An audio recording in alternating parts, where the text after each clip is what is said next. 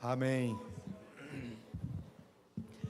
Glória a Deus. Queridos irmãos, como já disse, é um privilégio que o Senhor nos concede de poder estarmos juntos na noite deste dia para cercarmos a mesa do Senhor e nesta oportunidade meditarmos em sua santa palavra, como em todas as santas ceias, aliás, todos os cultos, na Assembleia de Deus, a palavra tem o seu espaço, que é insubstituível. Quero convidar a Igreja do Senhor para que abramos as nossas Bíblias no livro dos Gênesis, o livro da criação. Por favor, abra no capítulo de número 22. Leremos os 3 primeiros versículos. Quando recebi esta responsabilidade tão nobre, com temor e tremor, já começamos a perguntar a Deus que palavra poderíamos levar ao teu povo. E veio no meu coração esse texto bíblico que eu gostaria de compartilhar com a Igreja do Senhor. Claro, contando com vossas orações, tendo em vista ser reconhecedor de minhas muitas limitações. Gênesis capítulo 22, versículos de 1 a 3 nos diz assim: E aconteceu, depois destas coisas, que tentou Deus a Abraão e disse-lhe: Abraão, e ele disse: Eis-me aqui. E disse: Toma agora o teu filho, o teu único filho, Isaque, a quem amas, e vai-te à terra de Moriá, e oferece-o ali em holocausto sobre uma das montanhas que eu te darei. Então se levantou Abraão pela manhã de madrugada, e albardou o seu jumento, e tomou consigo 2 de seus moços e Isaque, seu filho, e fendeu a lenha para o holocausto, e levantou-se e foi ao lugar que Deus lhe dissera. Amém. Queridos irmãos, esse texto é um texto bem conhecido por nós. Esse texto, ou este episódio bíblico, essa história bíblica, ela é tão conhecida que até hinos já foram compostos com base nesta história bíblica. Podemos observar alguns detalhes nesse texto bíblico. A partir do versículo que nós lemos, o versículo de número 1, quando o texto sagrado nos diz: E aconteceu depois destas coisas que tentou Deus a Abraão. Parece até um tanto ou um pouco paradoxal, quando o texto sagrado nos diz: E tentou Deus a Abraão. Tendo em vista que, se nós abrirmos a nossa Bíblia na carta de Tiago, no capítulo 1, Tiago, ele vai nos dizer, e isto ficou escrito: ninguém sendo tentado diga, de Deus sou tentado. Porque Deus a ninguém tenta e não pode ser tentado pelo mal. Parece até uma controvérsia se nós não entendermos o conteúdo da palavra aqui descrito e até levar alguns a já ser tentado ao dizer: a Bíblia está se contradizendo. É claro, a Bíblia não tem contradição. Quando o texto sagrado foi escrito em Gênesis, capítulo de número 22 e versículo de número 1, e aqui foi aplicado o termo que foi traduzido por João Ferreira de Almeida na revista e corrigida, e recebeu a tradução de tentou Deus. O verbo tentar aqui, ele é traduzido do hebraico massá. E este hebraico massar é o mesmo que nós encontramos também, quando traduzido pela Septuaginta, ou ainda encontramos no Novo Testamento e na mesma carta que eu citei, e no mesmo capítulo, carta de Tiago, capítulo 1, o verbo tentar, traduzido do grego peirazo. Pastor, ficou no mesmo, entendi, foi nada, falou em línguas estranhas. Quando a gente busca trazer uma tradução com base em termos nos originais, claro que eu estou falando com base em pesquisa que fiz, e não porque eu tenha o conhecimento tal, como o pastor Marcos. Mas a palavra hebraica massar, que aqui se traduz, ela pode ser traduzida como tentar, mas também ela pode ter sua tradução como testar, como provar ou provação, como experimentar. É possível que há alguma versão que nesta oportunidade leu, que em vez de ter, e tentou o Senhor Deus a Abraão, possa ser que esteja, e pôs o Senhor Deus a Abraão à prova, e testou o Senhor Deus a Abraão, opôs o Senhor Deus a Abraão em teste. Clareou? Amém. Bendito é Deus para todos sempre. É interessante entender que nesse texto bíblico o Senhor, Ele chama-nos e chamou a Abraão neste momento para provar-lhe. Poderíamos fazer menção de pelo menos 3 pontos ou 3 aspectos que Abraão estaria sendo provado, estaria sendo testado. Eu diria que o Senhor Deus estava testando a Abraão, primeiro, o seu amor para com Deus. Segundo, Deus estava testando a obediência de Abraão, ou provando a obediência de Abraão. Terceiro, Deus estava provando a fé de Abraão. Bendito é Deus para todos sempre.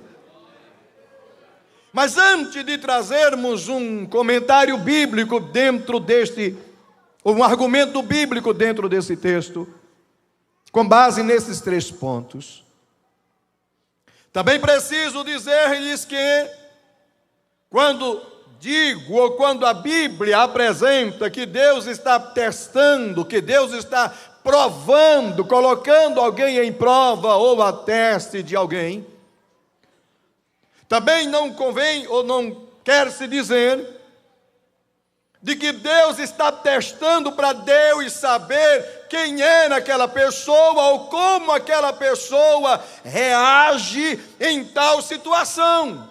Tendo em vista, Deus é Deus. Aleluia. Deixa eu dizer de novo. Deus é Deus.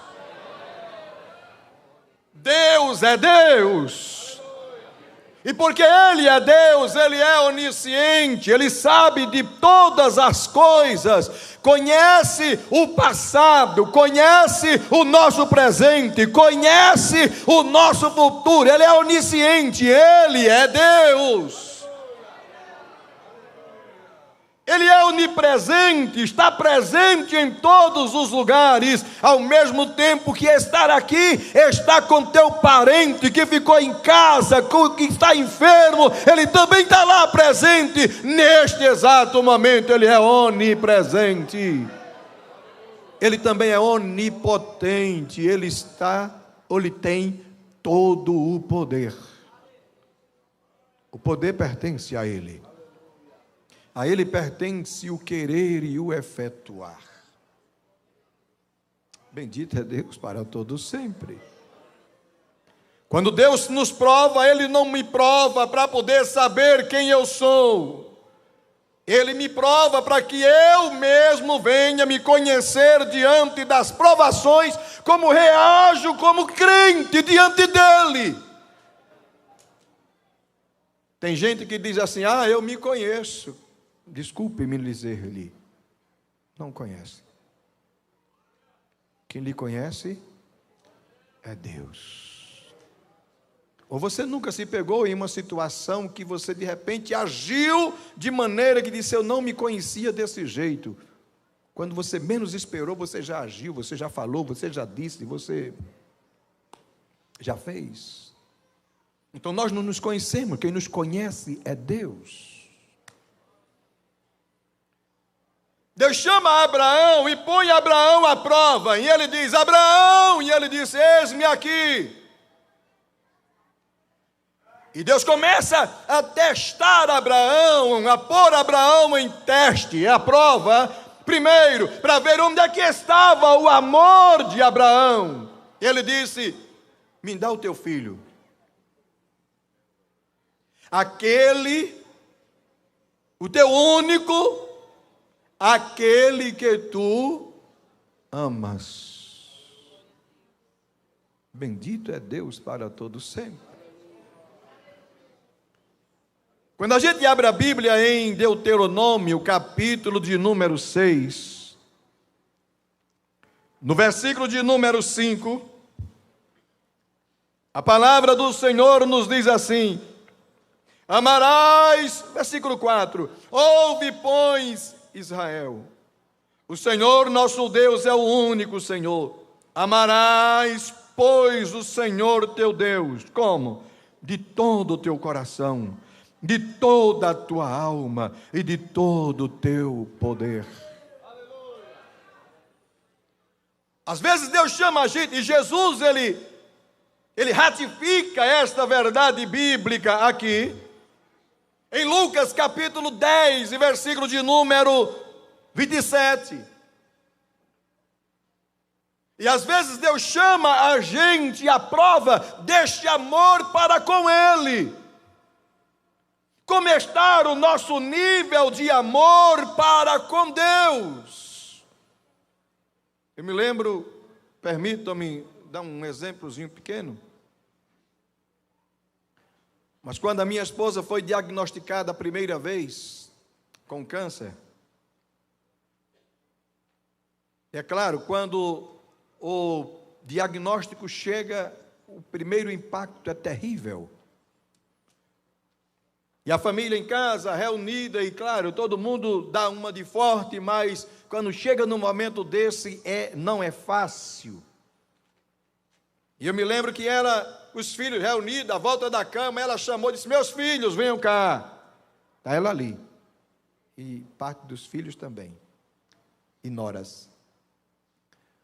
amem a Deus mais do que tudo. Não me amem mais do que Deus, senão Deus vai me tirar de vocês. Como diz os vasos, foi forte.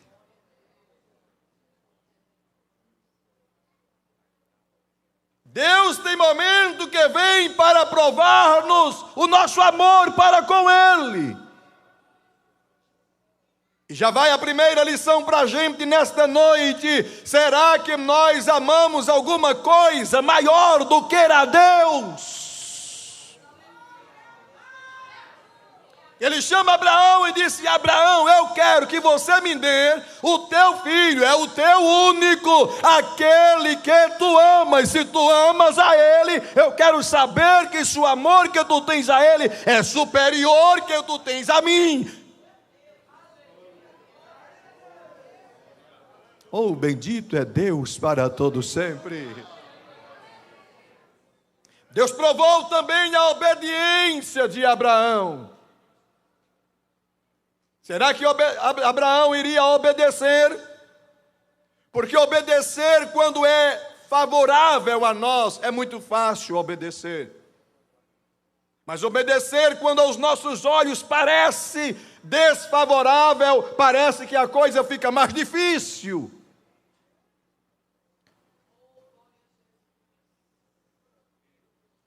Vejamos o que é que nos diz o texto sagrado.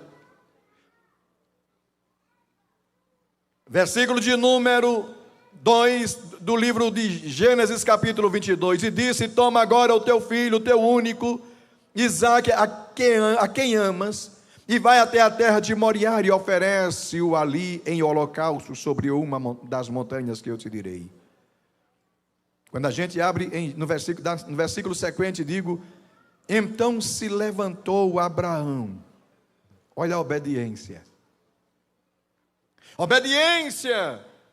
Para obedecer, ele não esperou. Disse: eu vou demorar mais um pouquinho, deixa o sol se levantar, deixa eu ver se dá meu dia, deixa eu ver se Deus muda de posição, deixa eu ver se Deus de repente muda de ideia. Não, o texto sagrado está dizendo que Abraão se levantou de manhã cedo, de madrugada. Bendito é Deus para todo o sempre.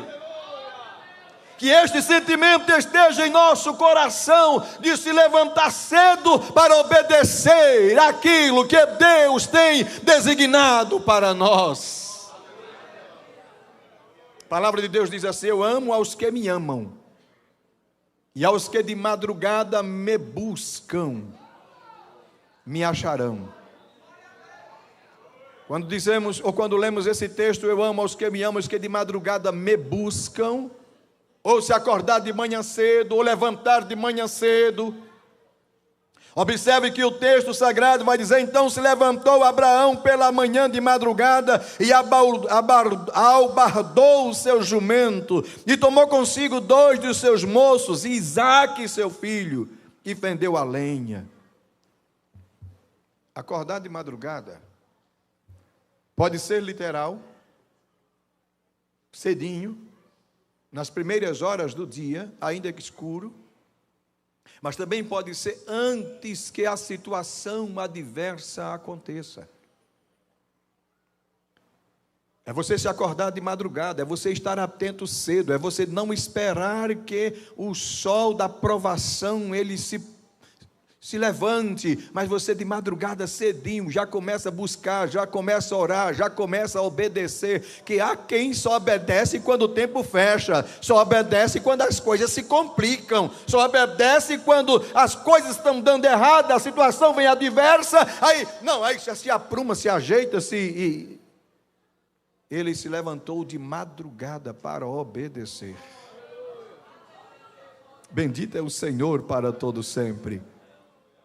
Provérbios capítulo 8, versículo 17, está o texto que nós citamos. Obediência é muito importante. 1 Samuel capítulo de número 15, versículo 22, diz que é melhor obedecer do que oferecer sacrifício. Deus está testando Abraão, primeiro, o seu amor para com Deus, segundo, a sua obediência. E terceiro, Deus está testando a fé de Abraão. Quando a gente abre a Bíblia na carta aos Hebreus, capítulo 11, versículo 1, a fé é o firme fundamento das coisas que se não veem e a prova das coisas que se esperam. Aí no versículo 6, o escritor aos Hebreus vai dizer assim: sem fé é impossível agradar-lhe. Tem que ter fé, tem que crer, tem que acreditar no Senhor, que Ele é poderoso para fazer muito mais, abundantemente, além daquilo que pedimos ou pensamos. Deus estava provando a fé de Abraão. Abraão se levanta de manhã cedo, albarda o jumento, toma Isaque consigo, 2 dos seus moços, fende a lenha, coloca no jumento, pega o fogo e o cutelo e seguem para o destino que Deus ainda iria mostrar a Abraão. 3 dias de caminhada. O texto nos diz que ele viu o lugar de longe. Eu acho interessante aqui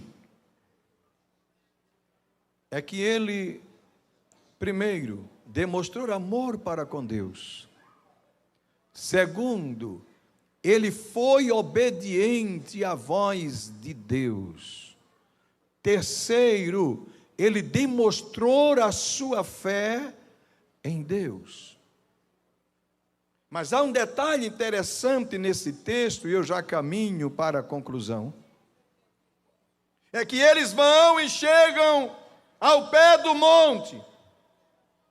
Ele olha para os moços que com eles vão, ajudando, por certo, a carregar a carga, o peso que levavam.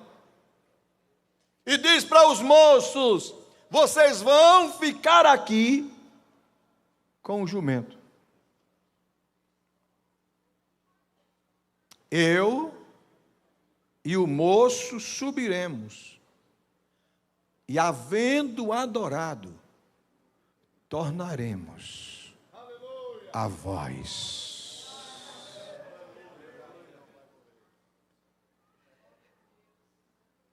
Veja um detalhe interessante. Por que o jumento não subiu para ajudar no peso, levando a lenha que serviria para o holocausto? Jumento é um animal de dura cerviz. O jumento, ele é conhecido pelo animal que, quando ele emperra, pastor João Marcos trabalhou no sertão, deve ter visto muito jumento e muita história de jumento.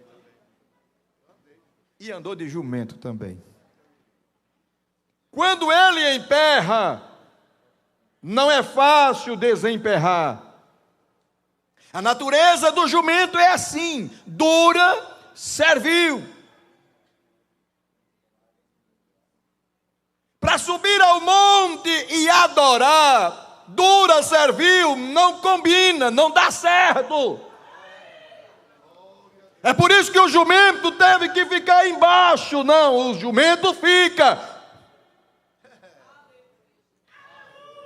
Quando a gente abre a Bíblia no primeiro livro de Samuel,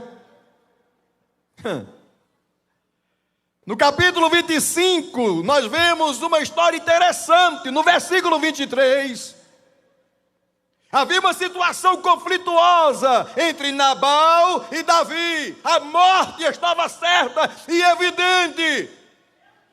Abigail toma conhecimento, também albarda o jumento, monta-se em cima, prepara as iguarias para levar para o rei Davi. E quando vai se aproximando, chegando perto, que disseram, lá está o rei. Aí ela simplesmente, que vinha montada no jumento, ela já se desceu do jumento e se prostrou. Bendito é Deus para todos sempre. Dura servil não dá para subir no altar da adoração. Tem que ter quebrantamento. Para ver milagres de Deus acontecer, não consegue ver se tiver pescoço duro, feito do pescoço daquele animal. Não, ele tem que ser flexível, tem que ter quebrantamento. Ele disse, o jumento fica embaixo, agora vai subir eu e o moço, nós vamos subir e nós vamos voltar. Isaac não vai morrer. Oh glória, oh glória, oh glória, oh glória. Ele disse, nós iremos e tornaremos a vós. Deus estava provando primeiro o amor de Abraão por Deus. Ele estava provando, segundo, a obediência de Abraão ao seu Deus. Mas ele também estava provando a fé de Abraão em seu Deus. Ele disse, pode ficar o jumento. Vocês dois também não tem nada a ver com essa história. É só eu, Deus e o moço. Oh, meu Deus. Tem momento que para subir o altar não cabe terceiro. É só Deus e você. E o holocausto é Deus, você e o sacrifício. Não dá para ter pescoço duro. Não dá para ter dura servil. Não dá para ter ninguém. É Deus, você e o holocausto. É Deus, você e o sacrifício. Suba ao monte e você verá milagre de Deus acontecendo. Andamão trecate a redeminintrio. Andequemio andaná camanutrio. Haverá milagres. Você não está entendendo agora a situação, mas lembre-se, Deus está provando primeiro o teu amor para com Ele. Segundo, Deus está provando a tua obediência a Ele. Terceiro, Deus está testando a tua fé. Segura firme, guerreiro. Segura firme, guerreira. Vai dar certo. Haverá milagres, haverá milagres.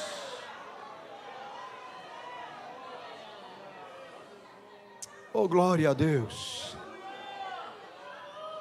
Amolece mais o pescoço. Fica mais molinho, fica mais molinha. Sobe com o moço, tu verás o milagre. Tu vais subir e tu vais descer e vais voltar diferente. A pergunta mais difícil que Abraão ouviu em toda a sua vida, eu acredito, foi ainda na subida. O meu pai. Sim, meu filho. Olhe, eu estou acostumado a ir para o culto doméstico com o senhor. Olha que lição. Filho de crente sabe o que é culto. Não é assim, pastor? Filho de crente é acostumado a ver o pai orando, a mãe orando, sabe como é o culto doméstico, sabe que tem primeiro o momento de oração, sabe que tem o momento dos cânticos, sabe que tem o momento da leitura da palavra e tem o momento dos agradecimentos, a oração final. Ele conhece toda a liturgia. Ele não sabe nada que acontece nas novelas, não sabe nada que acontece nos reality shows, mas ele sabe tudo que acontece no culto do crente. Isaac sabia. Meu pai, a lenha está aqui no meu ombro. Eu estou levando. O senhor me mandou e eu estou obedecendo. Meu pai, eu estou vendo o senhor está com o cutelo e o fogo está na sua mão. Eita, que coisa linda, o fogo está na mão dos pais. Isso fala de autoridade de Deus, fogo do céu na mão dos pais. Agora, sabe o que eu não estou vendo aqui, meu pai? Cadê o cordeiro que o senhor sempre levava para o holocausto? Eu não estou vendo ele aqui. Eu fico pensando a voz embargada de Abraão. Meu filho, Deus proverá. Deus proverá. Deus proverá. O Deus que me deu você, Ele vai prover. Deus me deu você, meu filho. Foi um momento em que eu já era avançado de idade, sua mãe era estéril, não havia possibilidade, já havia cessado os costumes das mulheres. Eu esperei 25 anos por você, e não é agora que Deus vai pegar e levar assim sem nada, não, meu filho. Deus proverá. Só quem crê que Deus vai prover, levante a sua mão e dê glória a Ele, e volte para casa nessa 8ª Santa Ceia do ano, ainda que você não está vendo nada, mas Deus está provando você, seu amor para com Ele, a tua obediência, a tua fé. Volte para casa com esta palavra: Deus vai prover, Deus vai prover, Deus vai prover, Deus vai prover, Deus vai prover, porque Deus é Deus de providência. Jeová proverá, é Jeová Jireh, é Deus de providência. Amém.